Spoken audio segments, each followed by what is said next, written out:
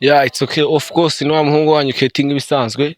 Aha ngaha mubona duhagaze ni mu majyaruguru mu karere ka Rulindo, twatembereye mu isatere ya Muyanza, aho twagiye tuganira n'abantu benshi b'urubyiruko batandukanye, batubwira uburyo kira haba hameze, ibikorwa bihakorerwa, inyungu bahabona n'ibintu bibagora, banadutuma ibyo twaza kubavugira muri makeya tukaba twanabashakira iki ijambo muri leta hakajya n'ibyo babafasha.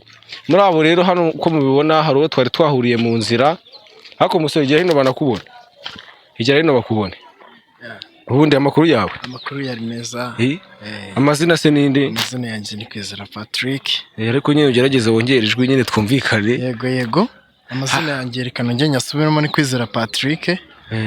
Hano akaba ari mu murenge wa Buyoga mu karere ka Rulindo. Hano duhagaze ni mu Bukafu, ahantu hari icyanya cy'ikibaya cyiza gihingwamo, akaba ari wo mwuga wanjye. tutarajya kure ubundi njye simenyereye ibintu by'inaha mibereho h'inaha abaturage muba mubayeho ute? Ese mutunzwe n'ubuhinzi, mukora ibindi bintu, hari ibintu by'inganda bibi naha wenda bibafasha